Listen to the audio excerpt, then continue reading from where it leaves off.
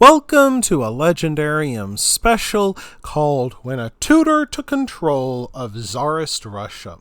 In this episode, we will look at the extraordinary life of Boris Morozov, who started off as a humble tutor but later became Russia's thief-in-chief. When Tsar Alexei took the throne in 1645, he did so at the same age his father did 3 decades past, namely 16. Unlike his father, Alexei inherited a tsardom at peace with her neighbors and her people drinking deep from the invigorating cup of prosperity. Russia transformed utterly from the time of troubles, with war and famine no longer stalking the land. A handsome, intelligent, and robust young man, Alexei Mikhailovich prepared for his role since early childhood. His education began with the alphabet at the age of 6, followed by reading stories from the Bible. Only 1 year later, he received a set of miniature weapons including German-made armor, swords, and muskets. His household included 20 stewards, 6 teachers, 18 musicians, as well as bodyguards, acrobats, and jesters. It also included his chief tutor, the plump and white-bearded Boris Morozov. Morozov introduced his young ward to Western scholarship, linguists, and academics, hoping to bring their knowledge to the young Tsar and then to Russia. During these early years, Tsar Alexei became devoted to pilgrimages to remote monasteries where he performed acts of worship. He also collected rare birds, kept an elk farm, and owned an experimental estate where he tried to grow lemons, cotton, almonds, and grapes. However, falconry became his true passion. Tsar Alexei owned 3,000 falcons, each one of which he knew by name. His household included 100 falconers, paid between 6 and 60 rubles a year, depending on their rank. The upkeep of the mews and the stables cost a staggering 75,000 rubles a year. When Tsar Alexei went hunting, he traveled with an entourage half a mile long. It included 300 mounted stewards, followed by 300 guards wearing crimson caftans, 500 armored horsemen, 40 parade horses wearing ornate harnesses, and finally the Tsar himself riding his English-made carriage. Young Alexei relished life, leaving affairs of state to his old tutor Boris Morozov. Jealous of Morozov's power and access to the young Tsar, the boyars urged Tsar Alexei to marry, since a married man had no need of a tutor. However, Morozov did not intend to give up his position easily. Like his father, Alexei held a bridal show.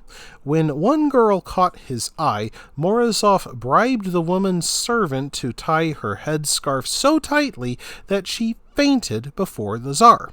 Doctors, also paid by Morozov, declared that the girl had fainting sickness. Tsar Alexei, led along by Morozov, concluded that her father must have concealed this illness and exiled the father to Siberia, and the remaining family left court. Himself an elderly widower, cunning Morozov arranged for a meeting between the Tsar and the Miloslavskaya sisters. On January 17, 1648, Morozov arranged for his young protege's marriage to Maria Miloslavskaya. Morozov himself married Maria's sister Anna only 10 days later, despite her being young enough to be his granddaughter. Tsar Alexei's family life became a wellspring of joy for him. Tsarina Maria, 5 years Alexei's senior, gave him a staggering 13 children. His gentle manners earned him the nickname the most quiet, but his reign proved anything but, in part because he cared more for his own pleasures than running the state. On June 6, 1649, the Tsar's entourage returned to Moscow after a pilgrimage to St. Sergius's monastery. A huge crowd blocked his way and gave him a petition claiming that his officials used their offices to line their pockets at taxpayer expense.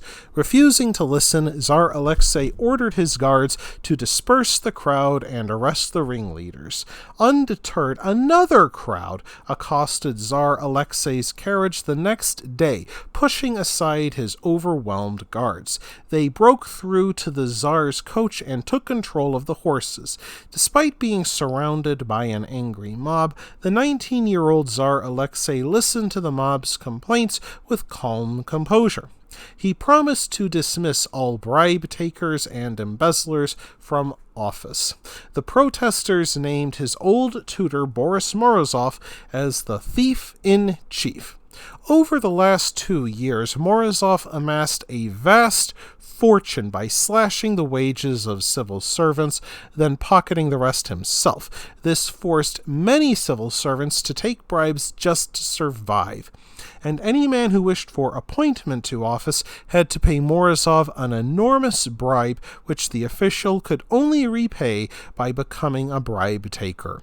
Worst of all, Morozov raised the price of salt, which brought hardship to all and brought the poorest Russians to the edge of starvation. The salt riots peaked when the Streltsy, the Tsar's personal bodyguard, allowed the mob to break into Morozov's house. They trampled everything underfoot, ransacking the residence and tossing valuables out the windows, shouting, "This is our blood!" Morozov only escaped death by hiding in the Tsar's palace. Furious rioters followed him there, surrounding the palace and bellowing their hate. The riots so shocked the pregnant Tsarina Maria that she nearly miscarried, and their child died within a year. To appease his subjects, Tsar Alexei ordered the execution of many corrupt officials. Yet he could not bring himself to murder his old tutor, so Tsar Alexei instead exiled Morozov to a remote monastery 300 miles from Moscow where he could pray for his sins. Rattled by the salt riots, Tsar Alexei convened the Assembly of the land. Once assembled, they advised the Tsar to stave off further troubles by giving Russia a law code. Its 25 chapters and 1,000 articles would be glued into a single roll more than 1,000 feet long. More than 1,200 copies kept in ornate canisters went to every town of some size throughout Russia. Among other things, this law code made public offices an inheritance to be passed from father to son in the hope that no other man would have to bribe a man like Morozov to hold office. That wraps things up for this episode of The Legendarium. I hope you enjoyed it. If you did, press like. If you want to see more, press subscribe. And if you've got anything to say, let me know in the comments section. Thanks again for joining me, and I hope that you have a great rest of the day.